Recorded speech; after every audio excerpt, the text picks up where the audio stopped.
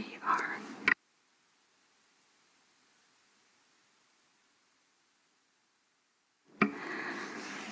Приветствую всех. I would like to welcome everyone to this session. Name is Diana Ganazova. I am an Impact Team 2050 participant. Команда Росатома. It's a Rosatom's team, which is basically a youth council, which is organized under the auspices of the Rosatom's Director for International Cooperation between Russia, Kazakhstan, and other countries. And today we will be speaking about Obninsk Tech and its future. Before we begin the session, myself and the Impact Team participants would like to express our deepest condolences in regards with the recent events that took place in Moscow a couple of days ago. And may I state here that people of our project and of all the countries are there for all the victims of the terrorist attack. And our feelings are with those who lost their lives and who lost their relatives in this atrocious event. And I would like to call on the global community to never let that happen again. And from now on, I would like to carry on my facilitation in English. And let me begin by presenting you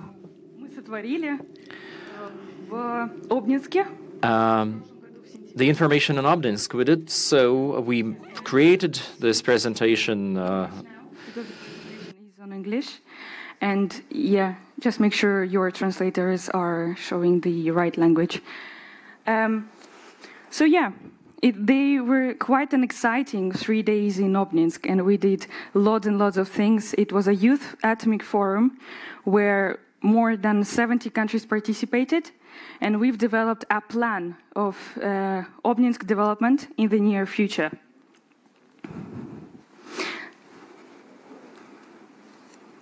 Sorry, guys.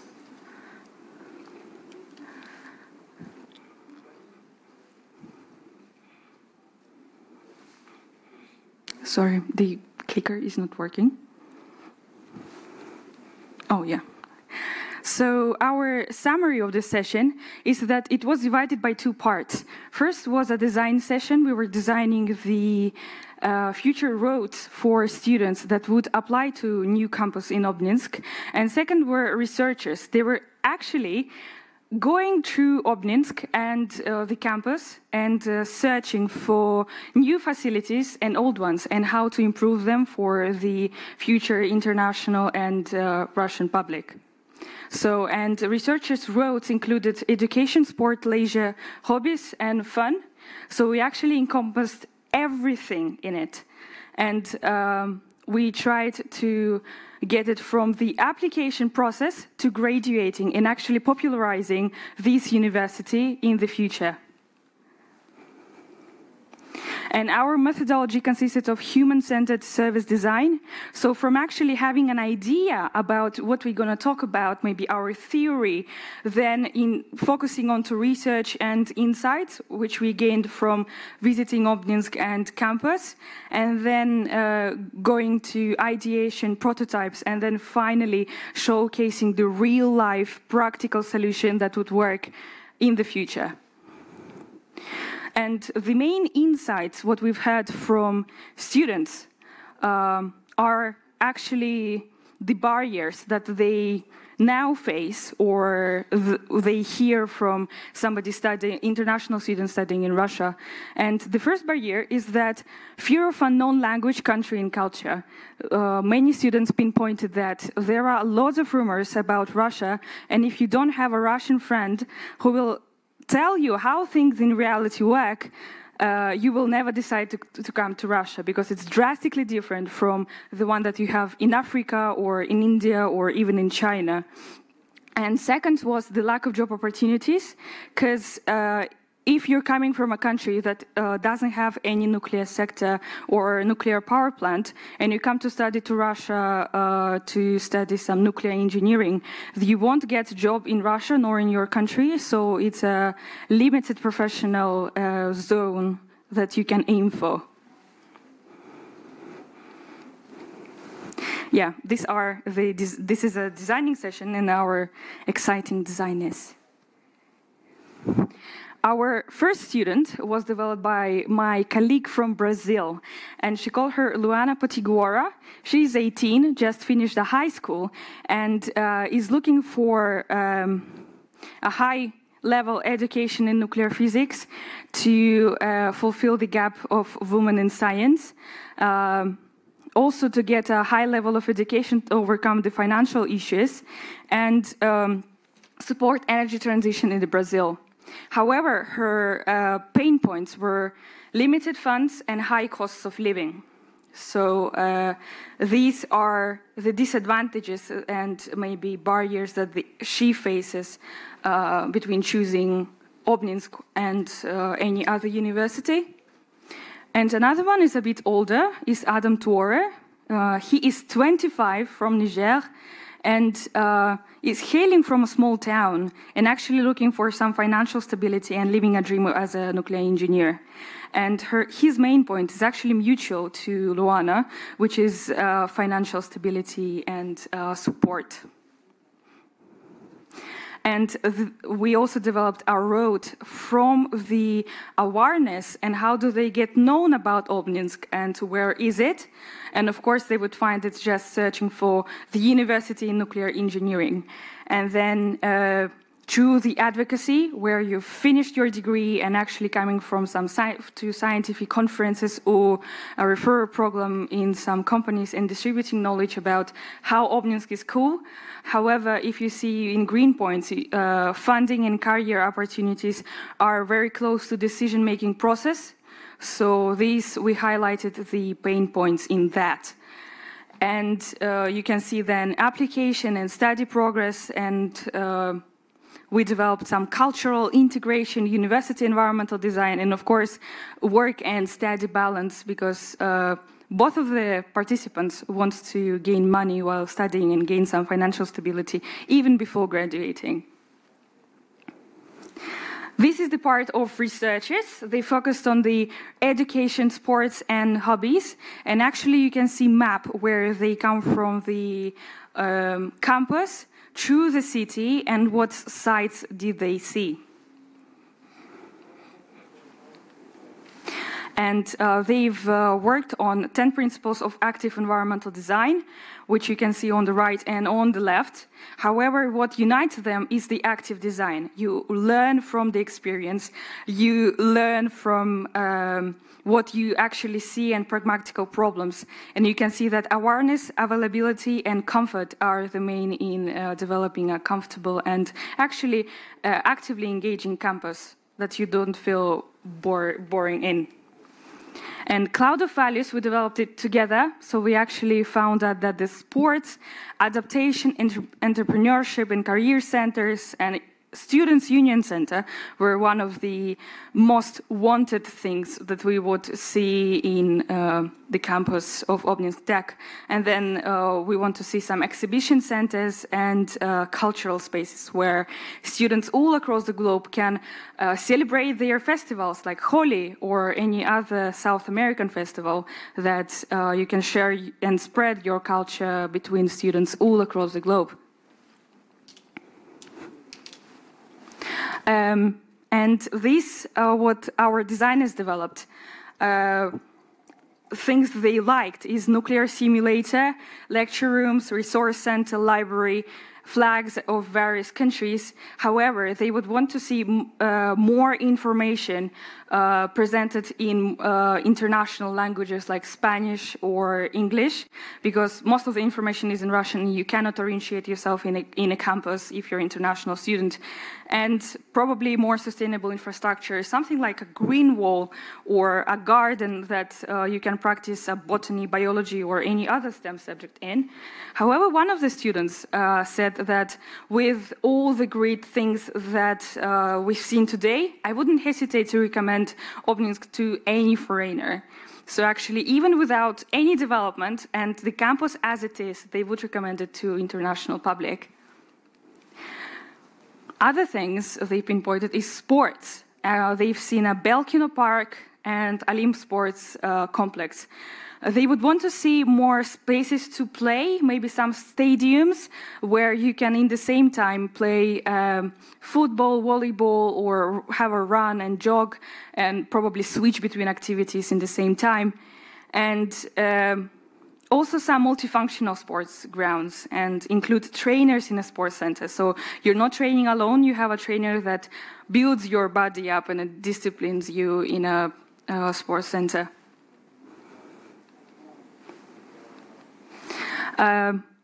One of the great ideas here in Hobbies and Leisure is creating a students' union, where any student can express their voice and vote for any changes that they see in Obninsk Tech in the future. For instance, you want a vegetarian cafe, as is seen here, and if you get enough votes, for instance, with Indian students, then Obninsk can consider and build a vegetarian or vegan cafe for you, or put more vending machines in cafeteria when you study in the library 24/7 before your exams. We've all been students, we know how it is. So we need a coffee and some sweet supplements 24/7. And also they would want to see more 3D technology, for instance, to maybe 3D printers to get and build by themselves the details or everything else. And probably they want to see an environment that supports leisure, not only from sports center, maybe some game centers where you can have a desk game like chess or anything, and you can actually learn from any other country by just playing cards or anything else. Yeah, so this is our team. Thank you for the presentation.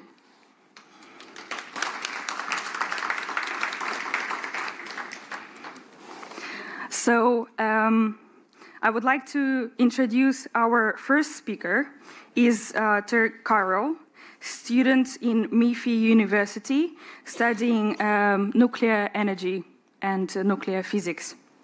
And my first question, and I know you have a presentation, is going to be what people gain from Obninsk Tech and how do they help them and how Obninsk Tech help people that develop it.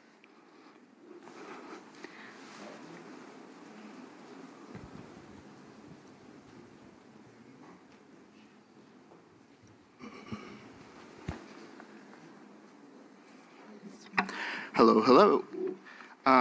So thank you for the introduction, dear colleagues, esteemed guests, ladies and gentlemen. My name is not Mikhail Chudakov.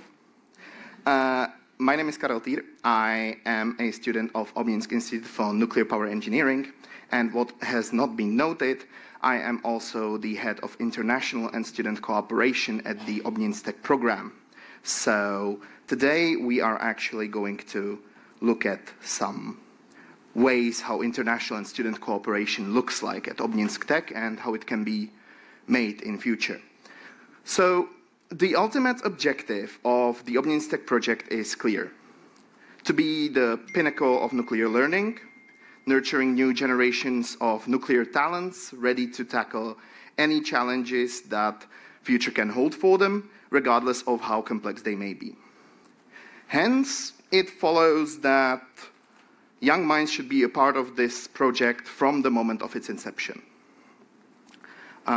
Given I do not have a presenter, next slide, please. One back then, please. This one is correct. So, first of all, I would like to follow on what was noted here by Ms. Gamazova, and that is the Obninsk Tech Youth Council. Its first meeting was a resounding success. We received many thoughtful insights, and many of them are already being implemented to current and future Obninsk Tech events. And due to this, it gives me a great pleasure to announce that Obninsk Tech Youth Council will now have meetings on every future Obninsk event. Next slide, please. The success of Youth Council can be partly, or in even quite a major way, attributed to its commitment to hands-on learning. The approach of hands-on or experiential learning is pivotal to most projects in Obninsk, and when it comes to this, it is even more important when we consider immersive hands-on simulations. These simulations allow participants to step into shoes of actual professionals in the field and try their knowledge in a real-life environment. For instance, at this year's Obninsk Winter School, the participants faced the following scenario. A lost radioactive object was reported within the Obninsk Institute for Nuclear Power Engineering. The participants of the simulation had to locate the object while wearing full radiation personal protective equipment, detect its radiation levels, and determine how safe it was for public safety, from the public safety perspective. This experience put all its participants to the test and brought them a real-life experience of what it is like to be a potential liquidator of a nuclear disaster. Now, to create such immersive learning experience, a large amount of personnel is required. And this is where the Obninsk volunteers come into play. They ensure smooth running of the event, guiding participants so that they know what they are doing, while maintaining character in line with the scenario of the simulation. Next slide, please. Building on the dedicated efforts of Obninsk volunteers who bring life to all of these simulated events, their presence reaches far beyond than that. Events like, especially the large-scale events like Winter School, involve meticulous coordination of large amount of people. And this is where the dedicated team of Obninsk curators comes in. To describe the curators, they are basically the superglue of such events. They make sure everything holds together and that when people need to be at some place, they will be at the right place at the right time.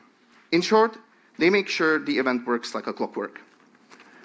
Now, if we look at it from this perspective, it is quite clear that from the perspective of international event, the communication language of Obninsk must be English. However, we are in Russia. So the fact that Obninsk curators know both English and Russian ensures seamless communication for all the participants of Obninsk and a guarantee that they do not need to know Russian in order to attend international events at Obninsk. As a result, Obninsk events gain a major international reach. Next slide, please. Next slide, please. Thank you. And recognizing the value of this global perspective, a complex layer of mutual connections is established between Obninsk and Russian nuclear education ambassadors. Whether it is through their team of outreach and cooperation, which is sending its initiative members to Obninsk events and promoting them, or its social media marketing group providing important online coverage of them. In general, there is a clear synergy between the two. And this is especially because Obninsk represents the embodiment of what Russian nuclear ambassadors envision and promote with regard to nuclear education in Russia. Next slide, please. When it comes to cooperation of Obninsk with other external groups, there are, of course, many players involved. Obninsk cooperates with both local and international companies and organizations, and together with them provides participants of their events with interesting and immersive excursions, lectures, etc. Some examples of groups that currently engage in cooperation with Obninsk can now be seen on screen. And moreover, Obninsk currently focuses on establishment of direct connection with major international universities. Once these channels are fully established, an even bigger range of cooperation will open, including, for example, international study exchanges, etc., etc. I would like to conclude my speech here by a question I pondered when I became the head of International Student and Cooperation of Obninsk. When this project is finished, when the global international nuclear education hub is created, what should it appear as in the mind of its first-time visitor? My answer, Obninsk should be an event horizon. When one crosses the event horizon, there is no going back. They will experience an irresistible pull of knowledge, friendship, cooperation, and passion. And eventually, they will, no matter what, reach a singularity, a singular, bright future of sustainable nuclear power. Thank you for your attention.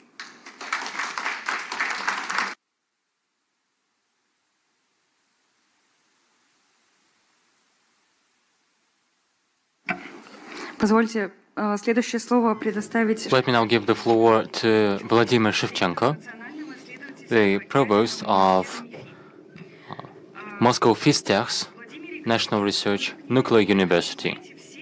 Mr. Shevchenko, you know all the aspects of the development in nuclear industry, you know its prospects and what the future holds. Can you share your vision for Obninsk as an educational hub in the industry? Thank you. I would like to also express my deepest condolences to the casualties, their friends and families, after that horrendous crime that happened on the 22nd. I've lived in Krasnogorsk, near Moscow, where it happened for more than 2 decades, so it has a personal touch with me. I pass Krakow City Hall every day as I go to work. Thankfully, none of my relatives were there on the day. But as you face such grave events, you get a renewed sense of the value of life, the value of cooperation, the value of resilience, the value of statehood and social relations. I'm hopeful that nothing like this will ever happen again. Back to your question. Let me start by outlining the values of this project. At the plenary today, our esteemed colleagues, Minister Petrosiyarto and Mr. Likhachov, found very apt expressions to speak about this, well, almost truism that when it comes to international cooperation, if you rely on common sense and scientific knowledge, then you have much better prospects of making good progress, as opposed to approaching it with a political and opportunistic mindset. In our case, Obninsk, as I see it, should be a center of gravity for all people of all walks of life and ages. As students, we primarily see young people, but we welcome all people who are willing to think about our future based on international cooperation and a shared understanding of the challenges that our civilization faces. This includes access to clean energy, overpopulation, access to clean water, climate change, the energy transition to low-carbon energy with all the new sources, new technology in storage and transmission of energy. Anybody who's interested in that, anybody who is willing to devote their life to driving such technologies, are most welcome at Obninsk. I think this is our fundamental value for this project.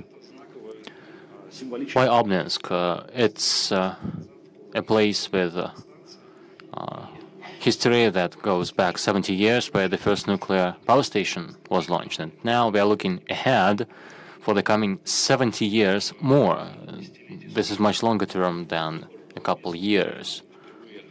But going back to the place where, as Mr. Kurchatov put it, atom became a constructive worker rather than a soldier, is most symbolic. So as we mark the 70-year milestone later this June, there's going to be an official inauguration where we'll break ground, so to speak. And you're all kindly invited to join us there and then. Russian education and Russian nuclear education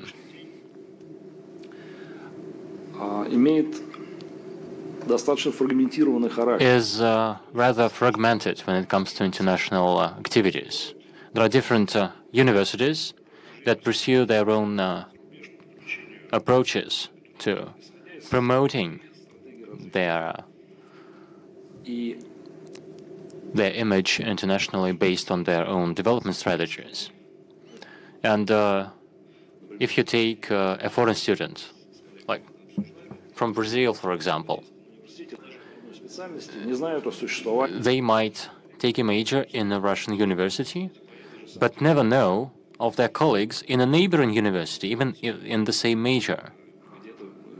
They might actually meet, only having gotten back to their country and finding a job. One of our goals is to change this.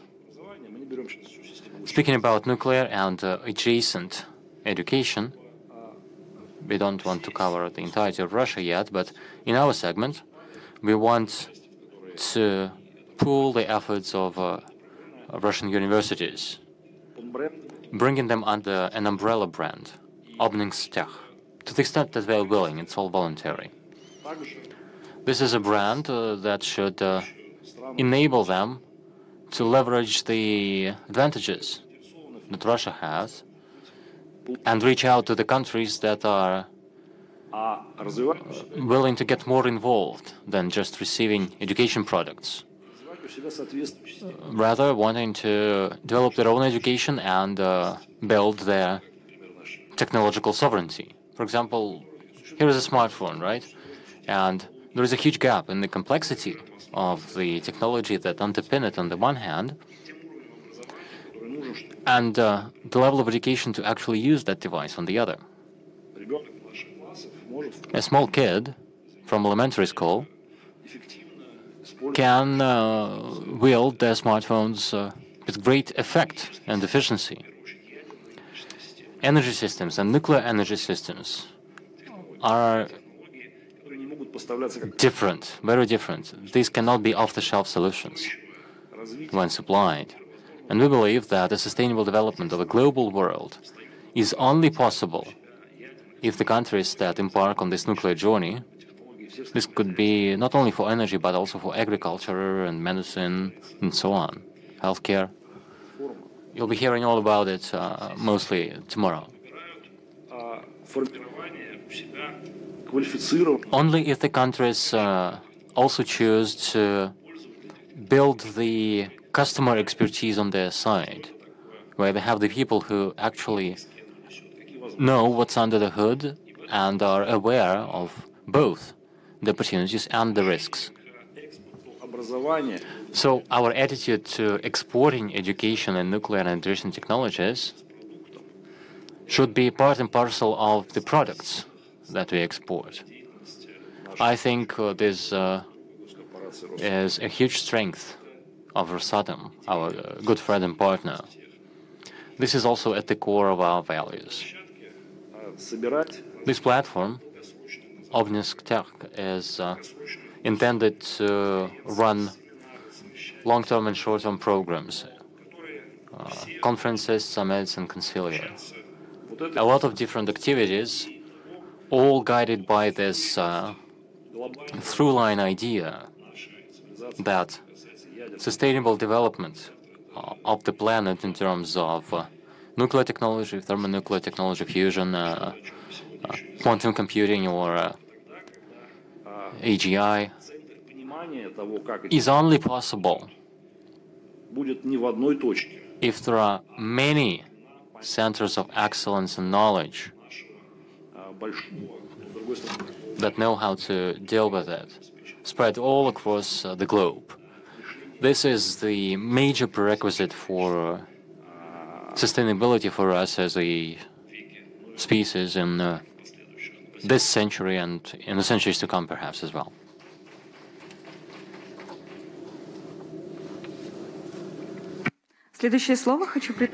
Next, I'd like to give the floor to Tatiana Ligonova, head of city administration in Obninsk. I know that you have slides prepared. You can get the clicker. For your convenience, just point it right there.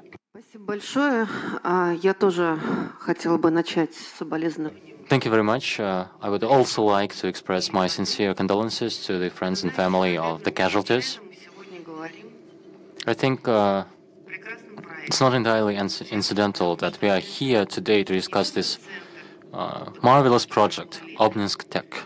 It's not just a forgery of the global technical elites, but also the people who will be determining our future, which is all about their values that they pass on to the next generations, their decision-making in terms of what projects to pursue. So for any university city, I think it's very important to be up to the standard that this sets upon you. And thank you to the youth team that worked on during Obninsk Year, that program that you've just heard about. The city in its part has been able to do something over that time as well. So I'd like to share some interesting and big projects that we are planning for the city.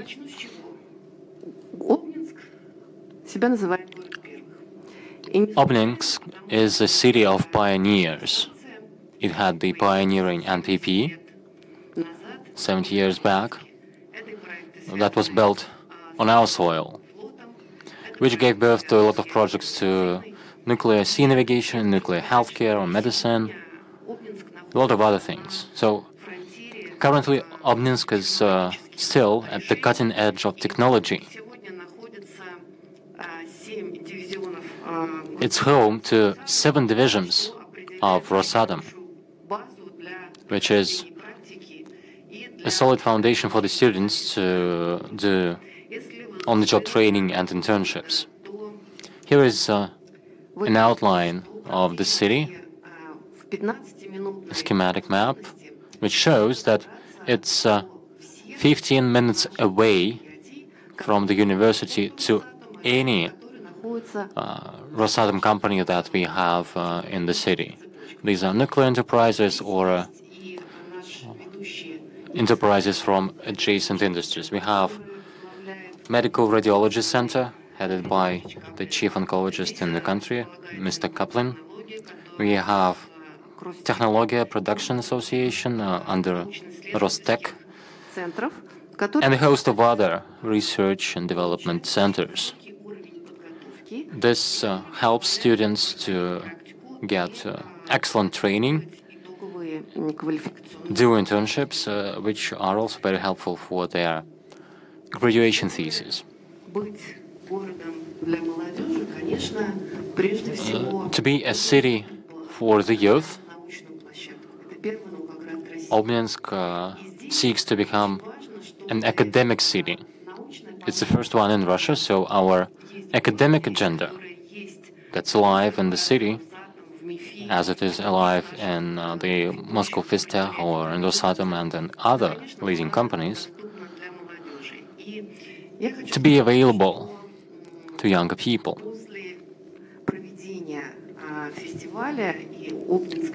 Having hosted that festival, Obninsk New in September and the Winter School,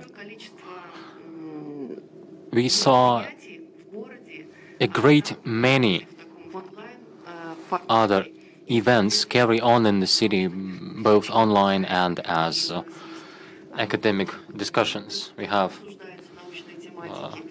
Gutenberg watercolor conversations, we have a lot of projects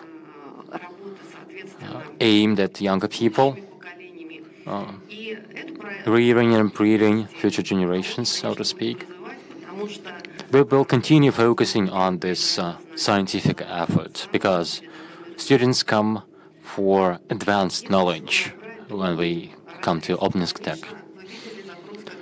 You also saw that there is great demand for sports. That's another aspect of this whole. And we have 5 Olympics reserve schools. We have a lot of sporting facilities. But it's a young city as well. So if you look at the age cohorts in Obninsk, the largest cohorts are 30 plus to 40 plus years. It's a young city. It's actively developing and it's very keen on sports. Over 60% of our citizens are practicing sports. So there were a lot of requests for sporting facilities in the city and at Fistech, and we commission new facilities each year. Next, culture. It's very important for the students or Obninsk Tech participants to have opportunities of cultural leisure and cultural events. The requests that we got from the impact team included new exhibition centers. We are currently renovating one exhibition room at our museum. This will coincide with the 70-year milestone of the first nuclear commissioning. We are designing a nuclear tourist route that will be supplemented by audio guides to learn all about Obninsk and why it is so great as a city and why the nuclear project took root here, why the Lab V was established there. Public spaces, right? This is related to the need for socialization. Ironically, the more digital tech we have in our lives, the more we value basic human interaction. So the city needs to be there to provide a conducive environment for that, with comfortable, convenient, open spaces. This year we'll have a lot of events in one of the central squares. Then we have a former printing house that is to host an information awareness center for nuclear energy. I think it's going to be a center of gravity as well for corporate academies. We'll also open a small park with a lot of opportunities to socialize. So we have this House of Scientists, we have a School of Creative Industries. These are new things that we've realized based on the requests from the guys from September. It's really great that we'll be able to step up to the challenge and deliver something this year already. The guys also told us that there isn't enough bars, cafes, and restaurants. This is a need that needs to be addressed by the city as well. we've made our first step here already. There is a new Irish pub, newly opened. This is also something that we're doing. There are 5 new cafes. So by June, we'll come prepared, right?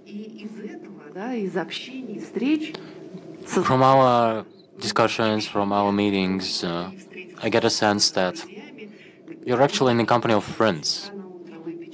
It's great to have a cup of coffee in the morning, discuss something over it. So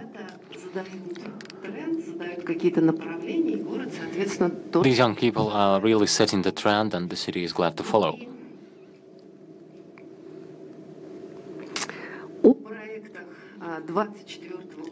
So some more projects for 2024. We are really looking forward to seeing you at the entire week of celebration, the 70-year anniversary of commissioning or launching the first NPP. That's going to happen in June from the 24th to the 30th. A lot of new and interesting spaces will open, including a co-working hub, new rooms at the House of Scientists, a lot of new interesting spaces. So even if you've participated in the summer school or winter school, you'll come and see a brand new Obninsk. These young people do keep you on your toes, always driving you forward. And for Obninsk, it's a great opportunity to remain a city of pioneers. The next floor I want to give to Professor Amon Marvira, Minister of Higher and Secondary Education, Innovation, Science and Technological Development of the Republic of Zimbabwe. And so my question to you is going to be, can you please tell us about the personnel potential of African continent and the interest of African students in studying in Russia, therefore the role of Obninsk Tech in educational cooperation between Russia and Africa? Thank you very much.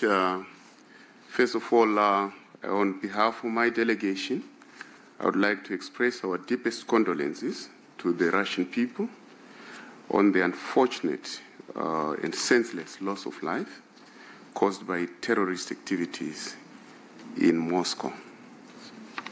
Zimbabwe stands with the Russian Federation. Now, I want to basically start by saying that everything that we see in terms of different states of development, in terms of the mosaic of development, whether you say this is developed or not developed, is basically a result of knowledge, skill, values, and attitude. It basically means this is a result of education. Now, we believe in needs-based education. I really enjoyed the first presentation that you made on design thinking, that there has to be a why in everything that we do. And one of the most important issues that we face in the world, and I would say particularly in Africa, is the issue of reorienting education so that it's designed for needs. And this needs-based design, for example, I would speak on behalf of Zimbabwe, we started pursuing what we call heritage-based education 5.0, where we are moving from teaching to research, to community service, to innovation and industrialization. And based on this kind of philosophy, and looking at our strategic friends such as the Russian Federation, we find friend in the way the education is done here in terms of industrially oriented education.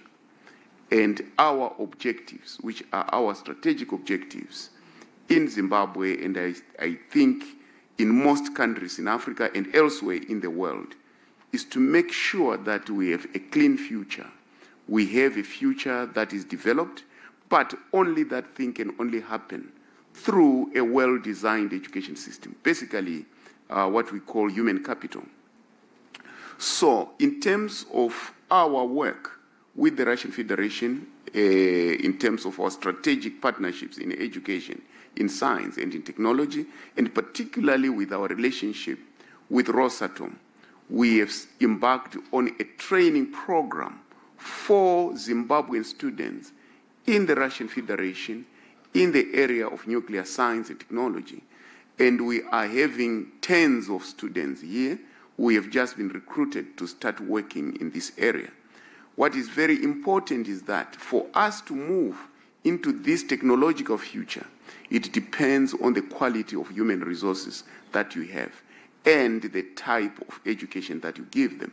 And we find the type of education, the philosophy of education, and the way it is done in the Russian Federation being very consistent with the needs that we have in Zimbabwe, and I'm sure in Africa and the rest of the world, basically, to show that we can develop this world based on strategic equality and respect, and that we can move this world to another level through just an orientation. And one of the issues with Obninsk and the way it is being designed is such that I think it will be able to give us a strategic opportunity to train our students in this kind of environment and train our students for a safe nuclear future, for safe and peaceful purposes. We have been looking at applications, basically from the basic science to applications in environment, to health, to industry, and everything.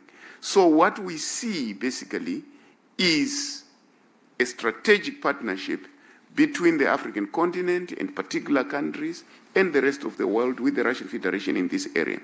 And I just want to put a system into this and say, from our strategic objectives, we need to fulfill them using a well-designed and trained human capital, and the human capital being supported by appropriate infrastructure and good financing models for us to reach where we want to reach, because the state of the world is a reflection of skill, is a reflection of knowledge, is a reflection of the attitudes that we pursue.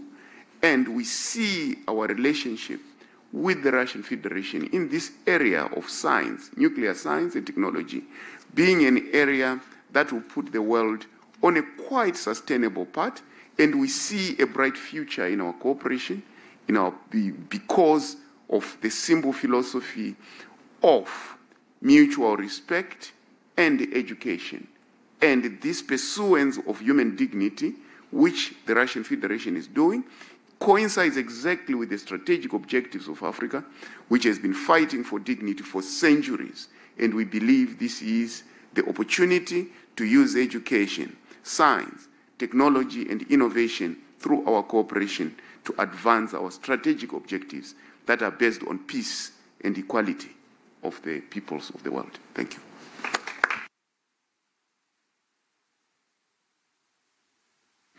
Следующее слово хочу предоставить Next word will be given to Ilya Mashkov, who is a co-founder of an architectural bureau, Mizan Project. He's the VP of the Moscow Union of Moscow Architects. You're not just an architect, but also the Moscow FISTAC graduate. Today, your Moscow University campus is something of a marvel. There are new requirements towards university campuses. And it seems like Obninsk is becoming a point of application of various interests. What would you have suggested for Obninsk?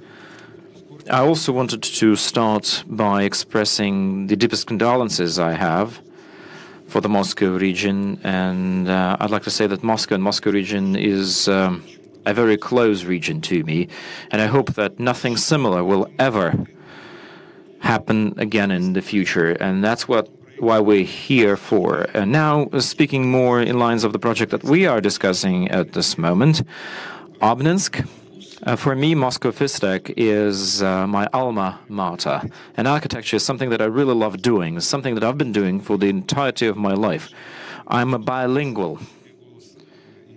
For me, the language of science is something that I was born and raised with, on a par with the language of architecture and urbanism. But before I will start my presentation, I'd like to say that all the words of the previous speakers, everything that they said, it boils down to the 17 Sustainable Development Goals. It all boils down to these 17 things. Definitely, sustainable development is something that we will strive to achieve. And countries that are just striving to get nuclear energy, and countries that already have it, and countries that are on the path of becoming more technologically advanced, they all need to have some point of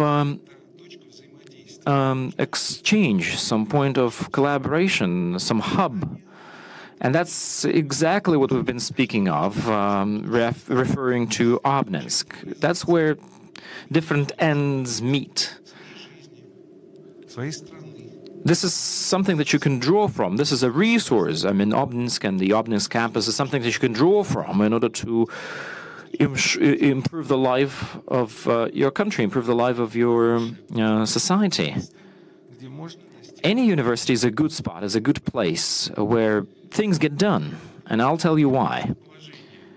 Let's take Obninsk as an example. Its location, which is in the city of Kaluga, in close proximity to Moscow, this is a historical axis where science was thriving and where space was researched. So Obninsk is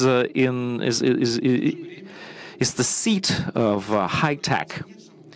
But at the same time, the Obninsk University campus is not at the very center of the city. It's not in the downtown. That's where Obninsk Tech will soon be located. See where the point is.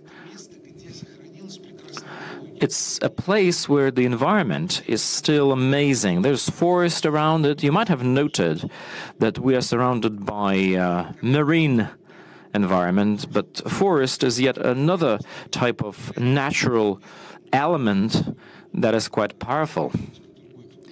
And there's going to be a requirement that we would like to pose to that project is that it stays green, it stays environmentally friendly, it stays ecological, because only that will allow it to perform according to those objectives that the speakers have expressed before that.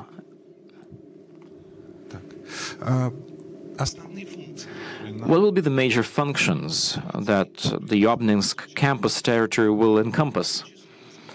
Of course, this is a spot for education. We will have to able to offer an opportunity for residents, for students and faculty members. We would have to provide access to medicine and healthcare. We would also have to provide access to various leisure opportunities. If you come for a symposium, you need to be able to put yourself up in a hotel. There definitely needs to be a sports infrastructure or a gym. There have to be stores, there have to be catering points, bars and restaurants. So basically, all urban functions have to be present in there. And we want Obninsk as a city, as an urban territory, to penetrate into the campus. And because the campus now has a nice form, a nice shape, the city flows into it. And of course, sports must be made available. For young people, for the youth, it's an extremely important component of their life. There have to be some scientific exhibitions available, some labs, and all possible functions need to find their reflection in the Obninsk territory. Now, who will be our target audience? We discussed them already, so let me not list that. But there are business people. Look here. There's some startups that we suppose are going to be coming. And the campus territory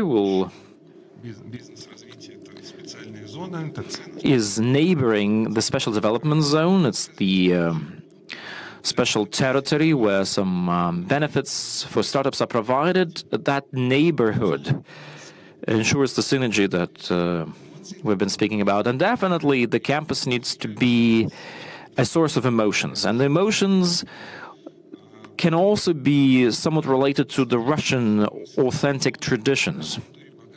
We'll be creating something new on a territory that is so rich in culture, so rich in history, that we cannot but mention it.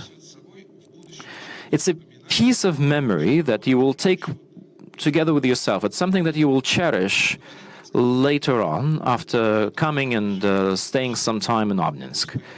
And you will also nurture the memories or the experience you will have together with your friends on this territory. And since Obninsk is such a very Russian city, definitely we must speak about that. It has to be reflected somehow. Obninsk will be a space.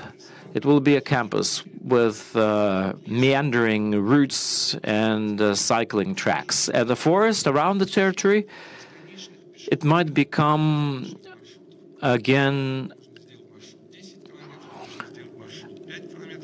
a spot with routes and cycling tracks and tracking opportunities. As far as the architecture goes, let me not dwell upon that for a long period of time, because it has to be the matter of international competition. There has to be a competition between various players, and Obninsk Tech might become an architectural gem. It might become an architectural landmark, which will have its own gravity. It's an opportunity that we shouldn't be missing, turning it into a true architectural marvel. Now something happens with my presentation.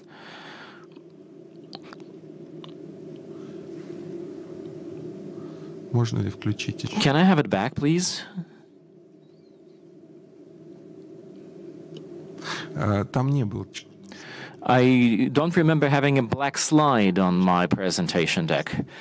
Can you please move it forward? Maybe we'll come up with some other slides. Maybe you'll show us something about the territorial zoning. Does it work? It seems to be a technical issue. Right. Here we are.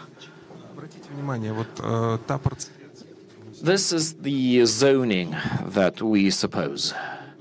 That's how the whole land plot is going to be divided. And there'll be three functions combined. One is residential. There will be parks as well, and there will be sports functions. Sports functions are represented by a stadium. There's both a closed and an open one.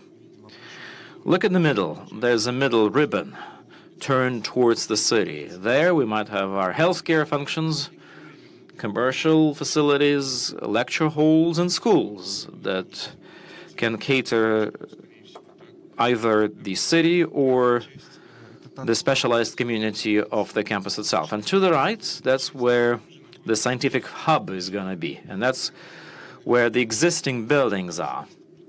That layout allows us to combine all three functions we want to have: residential, urban, and scientific. The division is really convenient, and that layout turns into a territory, or becomes a territory, that might see super cool and super modern projects born. And it can be an exhibition venue for Rosatom. You know that Rosatom is not only about energy, they're also about healthcare. They might bring in some of the ideas of their own, some telecom opportunities, for example. So it can become a window, a shopping window.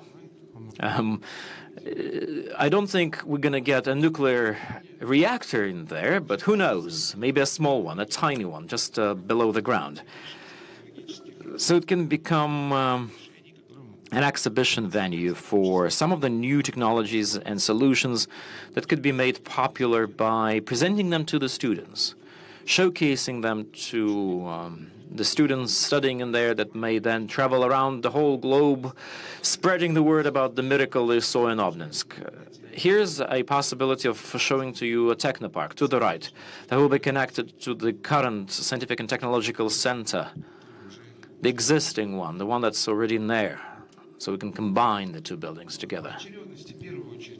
Let me show you several stages of construction. The first one will be a dormitory. It's already designed, and after some transformative work, after brushing it or aligning it with the current master plan, that's the way we see it. It's an approximate zoning that we suppose for the moment. For some reason, I'm going backwards, although I should be going in the other direction. Okay, so here's the zoning. Here's how it's going to be staged. And of course, we are hoping to get this territory developed in several decades. Да, ну вот предположить не остановлюсь на очереди. Let me show you a particular layout. We definitely must ensure an integration between old buildings that appeared back in the 80s with the new ones. They will be the ones to augment the current urban pattern. And what we shall be doing with the new, they should support and augment the old. We are not about wiping it all clean and building instead. The new buildings must multiply the power of the old buildings, because the might of the nuclear industry is vested with some old heritage buildings that accumulated the knowledge of our ancestors. Let me not speak about the architectural proposals, because my team believes that there has to be an international architectural competition to which there should be an open call for papers. Сейчас я включу. Let me show you the last slide here. There's lots of text, which I'm not going to be reading out to you. So that's how we plan to have this territory developed in terms of the layout, bird's eye view. Here's an access road down below, and what's important is that we've been in close cooperation with the city, and we've been speaking about the possibility of ensuring public transportation accessibility with them. We might even close the ring road. I mean, it might become complete because of this. So this Obninsk campus will not only solve the problem of university development, but will help the city to grow and become better. And now I've been hearing lots of proposals around myself, and let me tell you that whatever you are telling us, all the insights you are giving, they are possible to be implemented here. I hope it will soon jump, and in a couple of years we'll all be able to come there and do another conference in the walls of that campus. Thank you. Я хочу пригласить Thank you. I'd like to give the floor to Mr. Chudakov. Please come up. на этой сессии в вашей речи вы говорили много про At this session, you spoke a lot about the Russian forest. Казахстана, Having come from Kazakhstan, where we have a different climate, I'd like to add to this. When I was little, I loved to read Pushkin, and I think his most beautiful lines were about the Russian forests. в Обнинск даже ночью мы ехали поздно ночью. And when we went to Obninsk, it was late at night, and I still saw how Pushkin saw it. The great Russian forest. As an environmentalist, I think it's a treasured ecosystem that can be appreciated by people from STEM, from nuclear, from environment, ecology. I think it should really help in your studies if you immerse students in this environment, to see the juxtaposition of a nuclear power plant and this beautiful forest. Is Elzi Puli, the Chief Human Resources Officer, ESCOM Group of Companies, South Africa. So, dear Elzi, my question today is, how do we make sure that we are creating and developing sustainable talent for existing and future nuclear projects? I know you have a presentation. Do you have a clicker? It's over there. Sorry, yeah. Can Okay. we have a clicker?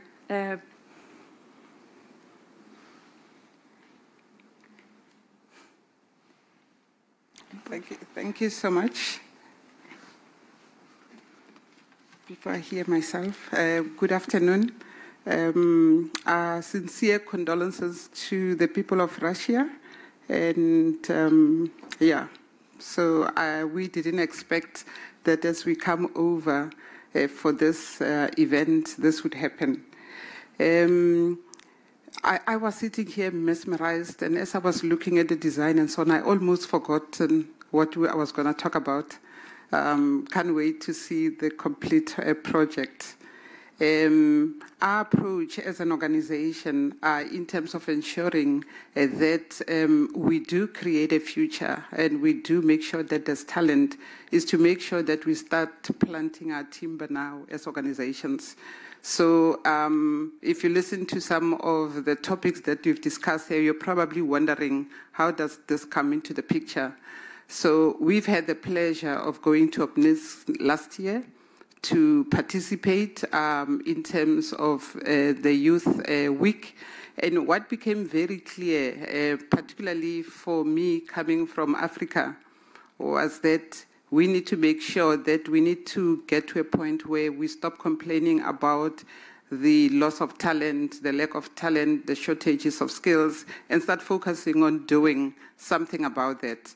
So subsequently to that, between Eskom and Rosatom, we have actually signed an MOU focusing mainly on capacity building in the space of nuclear and building nuclear talent. Our goal from Eskom is mainly to make sure that we become part of the solution on the continent in terms of making sure that we build competencies and we don't wait for the world to provide. On the other hand, we really appreciate Rosatom extending the hand. If you look at what we have come up with in terms of our memorandum of understanding, later this year we'll be seeing about 30 young people from South Africa coming to Russia to train, particularly in the space of nuclear engineering, and we really appreciate that gesture. It will be sort of remiss of me not telling you where I come from. They'll probably withdraw my ticket and ask me to come home if I don't represent the organization. So we are a 100% fully state-owned organization, currently providing about 90% when we are on of the needs of South Africa in terms of electricity. We are vertically integrated with generation, transmission, and distribution businesses. We currently employ about 40,000 employees, and we've got about 7 million direct customers. So in terms of our mix, currently only 4% of our mix constitutes, particularly from your nominal capacity nuclear. We do have coal-fired, hydroelectric, pump storage, nuclear, gas, wind. Our total nominal capacity is sitting at roughly just above 47,000. So we have one nuclear project currently on the continent, which is based at Cape Town. That's Quebec Power Station. And with most of our generating units being around the coal belt in the Highveld, we find that with nuclear being in Cape Town, it becomes a necessary anchor for our electricity transmission network. So we have 2 units running in Cape Town, a pressurized water reactor. We have recently started working on extension of life of the units, and we're quite excited. We've been running safely for 39 years. We're quite excited that we can be able to run our plants further. And we also have recently an opportunity where, in terms of our integrated resource plan, the country has allowed for additional new nuclear in the country as well. So from a human resources point of view, it therefore becomes imperative that we start focusing on building capacity for today and for tomorrow in terms of the nuclear skills. So what has been our approach in terms of that? We have also looked at making sure that we forge a community of all those organizations. So the starting point is the relationship that we've built with Rosatom.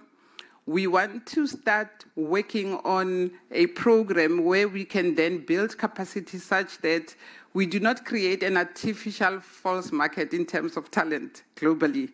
I've also noticed that the approach of Russia is that we will help you build capacity, but your people are not going to work here. So that's a wake-up call for Africa. That means we need to make sure that we also are at the forefront, very intentional about building capacity for the continent and making sure that you don't get to a point where you also have got an artificial remuneration kind of market, meaning that the people who are coming from poorer countries with talent will then migrate to the richer countries. So it's very important that if we break this mold, we are not going to be able to get to a point where we've created artificial scarcity in terms of talent and nuclear skills.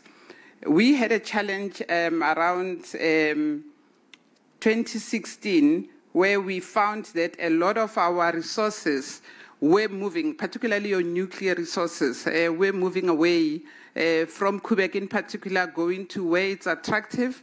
The original idea and the original thought from a leadership perspective was like, oops, we have an exodus of skills.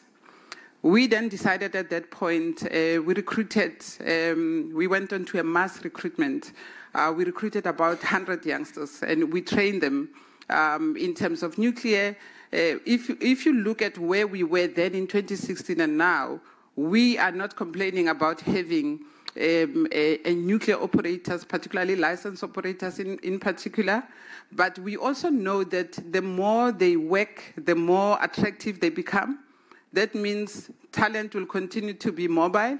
So we're making a very intentional decision that we are going to allow that to happen because we do know that people, at the end of the day, they do go back home. We have seen this. So when they come back more qualified and more skilled.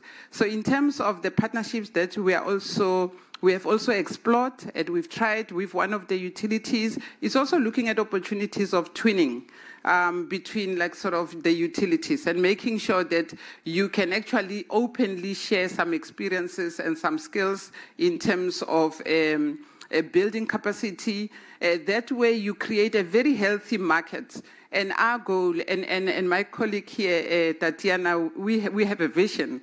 And our vision is to get to a point where we would be able to have access to all the resources that we have with the youngsters which are currently being trained in Russia, as we do probably our workforce plan in ESCOM, we'll also probably consider them so that you don't get to a point where you've trained people and they come back home and there are no opportunities for them. So for me, it's more of, as human capital, for us as HR leaders, we need to make sure that we then change this paradigm.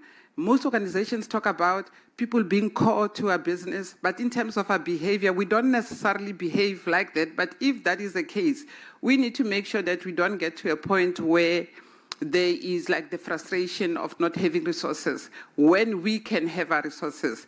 If you look at my age, so it means I've been around for a long time.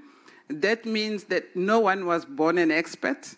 So everybody had to learn. So what we find with like sort of experts who are not willing to transfer skills or who are not willing to mentor young people, we need to realize that at some point we won't be here. So if we really love this planet and this globe, we need to make sure that we create an opportunity where we can transfer the wealth of experience that we have with young people so that we can sustain this whole issue around talent. So I'll stop there. Thank you so much. I would like to give the floor to Tatiana Terentьeva, Deputy Director General for HR at Rosatom. Ms. Terentьeva, please tell us, as a representative of the Russian nuclear industry, what you need at different stages of nuclear projects, how to train talent, and how Obninsk Tech is going to address it. Thank you, Diana. I would like to start by expressing my deepest condolences as well. This horrific tragedy affected Rosatom as well, sadly. We have a lot of people in our family and there are some casualties as well. We will provide support to the families, and I would like to thank you very much for your kind words of support. Diana, to your question, you've posed a lot of difficult questions for us today. I would like to support Tatiana and other previous speakers in saying that the key thing is that we provide support to younger people. The future is in your hands, and you'll be making it sustainable. We are really thankful to you for your work, and I hope that you see that we hear you. We want to be co-creators of this great endeavor together with you. So young people need to become co-creators and co-authors of our project. Obninsk Tech is a project with long history. As it was said, it's a place with long history. We mark a 70-year milestone this year, 70 years of the first NPP in the world, which is a date dear to our hearts, a special project for us. Again, it's not a brownfield project. It's a seat of knowledge.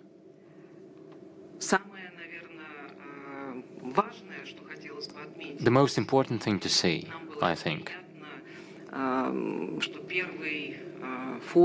we were glad that the first Global Youth Forum took place last year in September, and the students noted that the quality of education at Obninsk is really high. It's a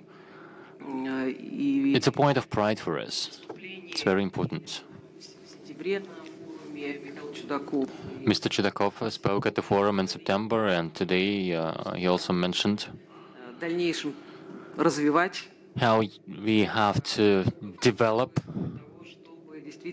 this thing that we have, how many stages it'll take, and there is a great opportunity to make a contribution to sustainable development. It's not a competitor for us, it's a partner for all the universities in the country. We have a lot of great other education institutions that can benefit from what we have to offer, including our partner countries, who can benefit from that as well, where we have construction and so on. It all starts with training. You cannot develop nuclear energy without qualified personnel. It needs to be a sustainable ecosystem that is able to pass on the knowledge through generations, to sustain this technical elite, to operate this green source of energy, the nuclear energy. At the opening ceremony and the plenary, Mr. Likhachev spoke a lot about the prospects for using nuclear in energy as well as in other technologies. AI, quantum technology, this all requires energy as well. Energy is life. So this impetus for development that comes from the nuclear energy is at the highest levels of scientific advancement, which drives other academic domains as well. There are great opportunities to use nuclear technologies in healthcare, in agriculture. It does make a difference in the world and contributes to SDGs, as was mentioned by some colleagues today as well. The goals that we have as Rosatom and our commitments as a corporation require that we foster a sustainable, innovative ecosystem that trains new talent. We have a lot to share, and we are always open to sharing our experience and knowledge with partners. I'm confident that our colleagues recognize this, which is also seen in our joint programs.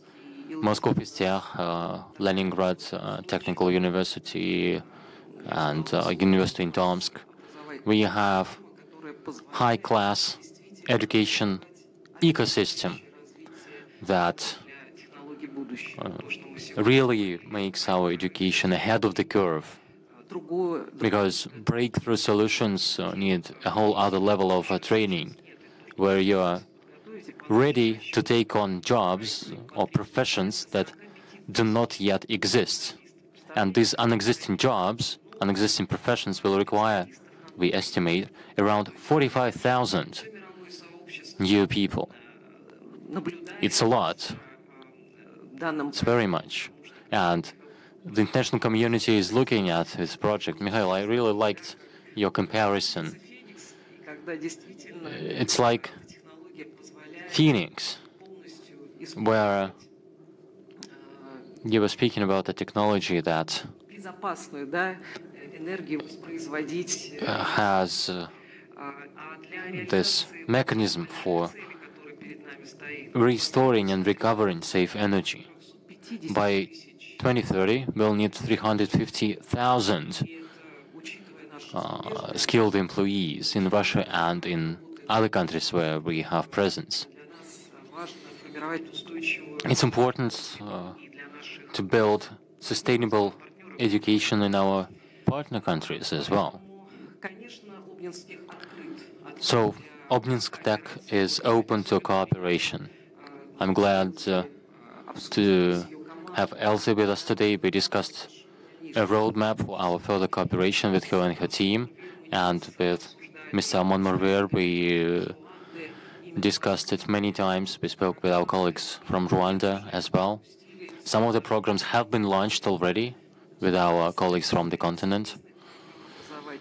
It includes joint educational programs, bachelor's, master's as well, networks education. We have positive experience here.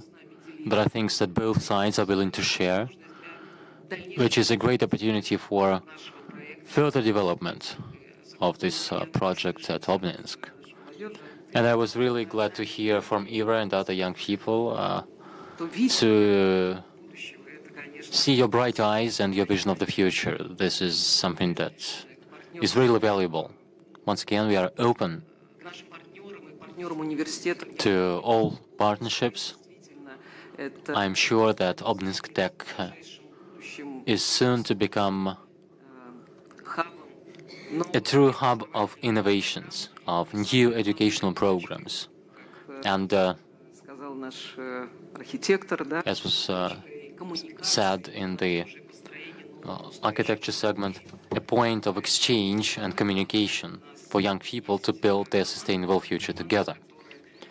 We have the most important thing, we have the team who is going to do this, and we already have a solid foundation of great history and achievement, where leading global institutions are already participating in breakthrough technologies in healthcare and nuclear technology and radiological pharmaceuticals and agriculture. We already have the ecosystem, and now we'll be building it together with our partners to give opportunities for self-actualization and open new opportunities. Thank you.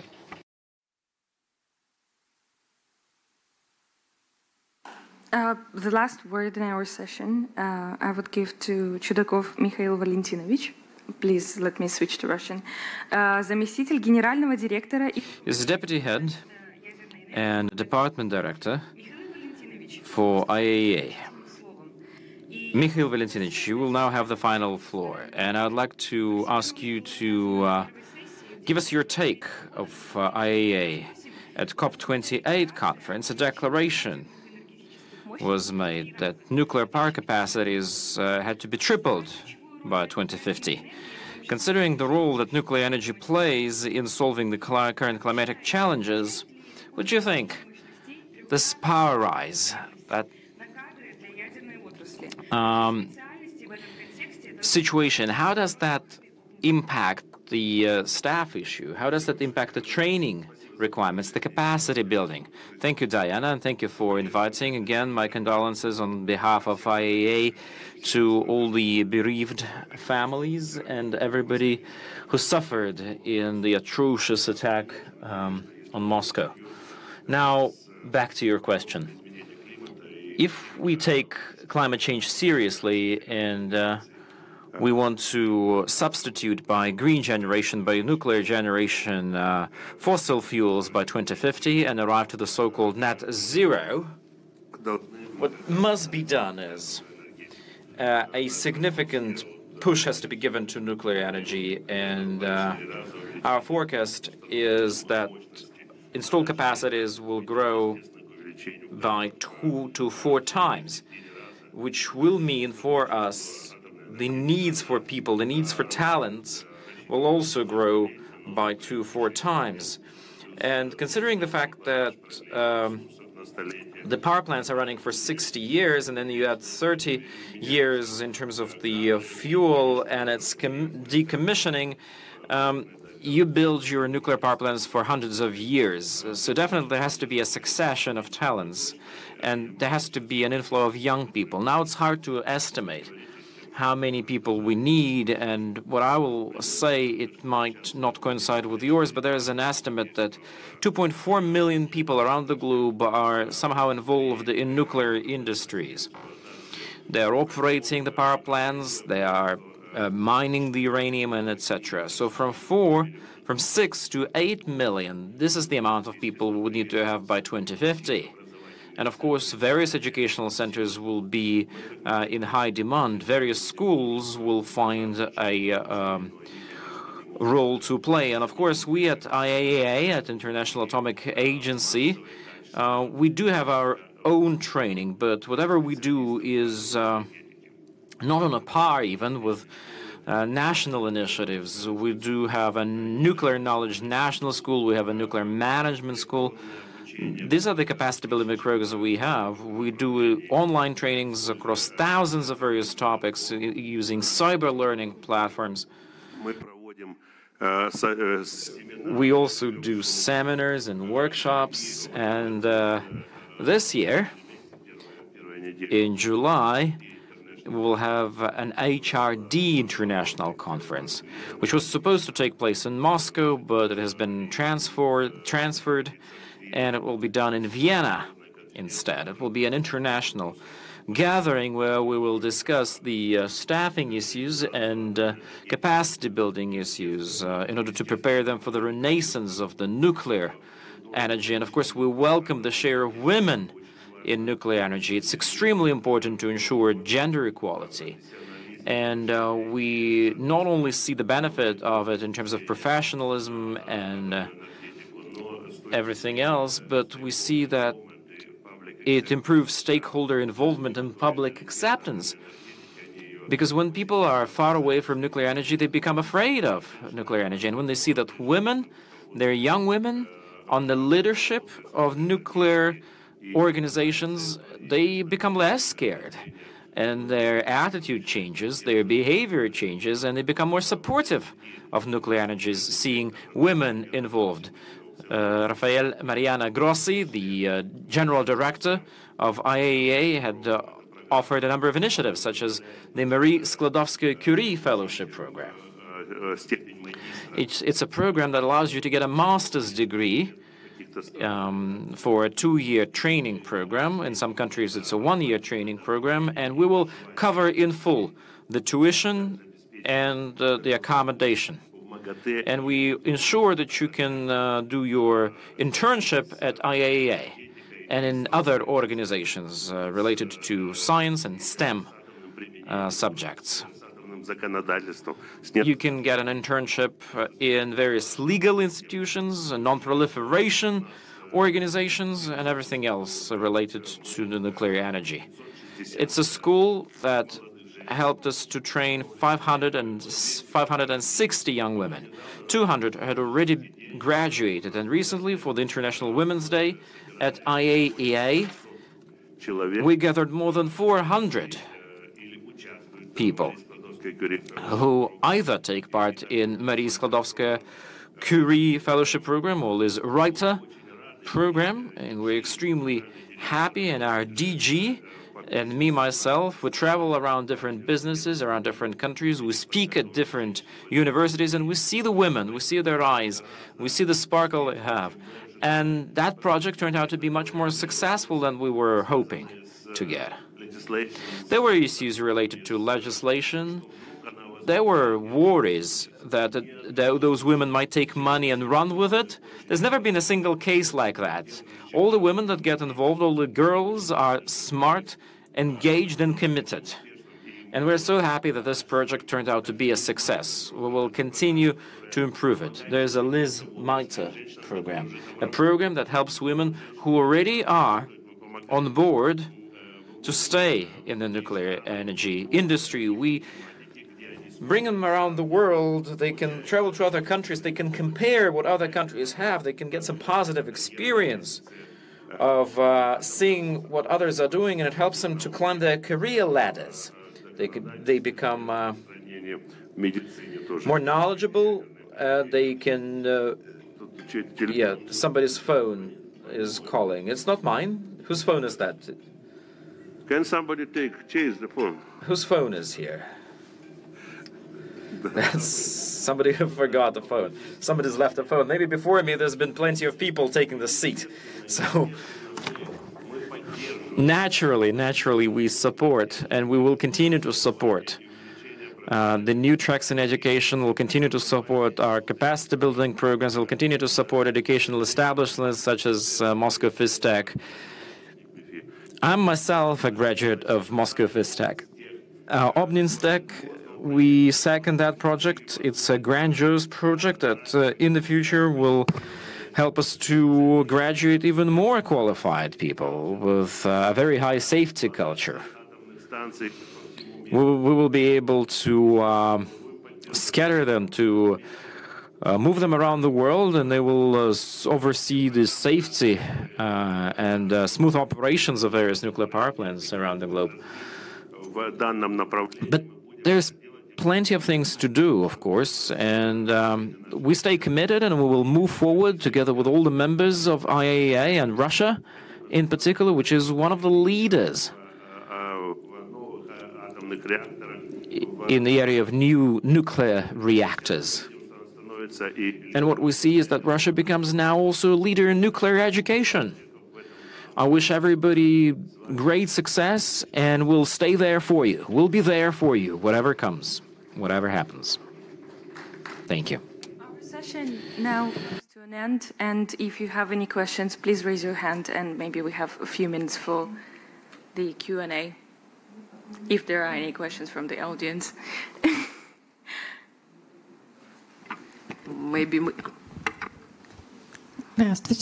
Hello, my name is Natalia.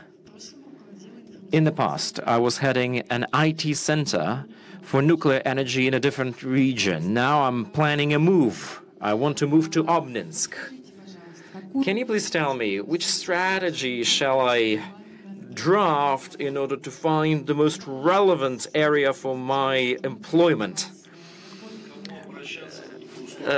So you're asking, who do I come for a job, right? For a job at Obninsk Tech. Yeah, exactly so. We will have our own information center in Obninsk, an IT center in Obninsk. It will be opened in June, on the 24th. Exactly during the week where we're going to be celebrating our 70 years anniversary. So you're all more than welcome. But I'm sure you've already hired the team. Well, you see, there's plenty of opportunities in job offerings. Since the project is new and fresh, you can definitely try your hand at it, and we're open to consider. Should you have the relevant experience, you're more than fitting. Please find Yulia. Julia is here. She's raising her hand. Please approach her. She's the director of the academy, and she will definitely be more than happy to discuss the job opportunities. And since we started on that topic, I'd like to invite everyone, and thank you very much, Mr. Chudikov and IAEA, in your behalf. I would like to invite everyone now to the most important event of this year for the whole world, the opening and the celebration of the 70 years anniversary of Obninsk. The program will be rich and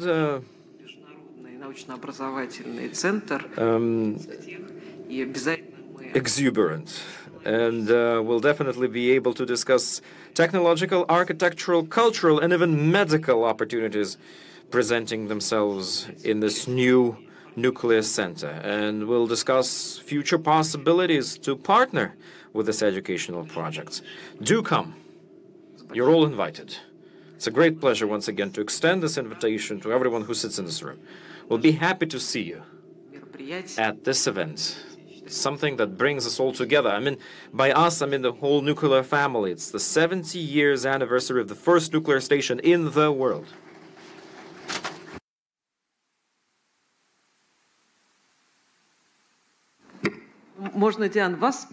Diana, shall we thank you for the moderation and the facilitation? You are the representative of the youth. Thank you very much for the energy you present and exert, and for the advice you give. And I forgot to announce.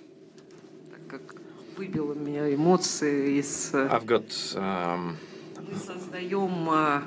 moved by emotions, but now we are we'll be building up an international youth council. A joint international youth council, which will become a part of Obninsk Tech, an integral part of Obninsk Tech, because we believe that the youth is the driver of everything new in education, in the nuclear energy development, and I'm sure that together with you in June,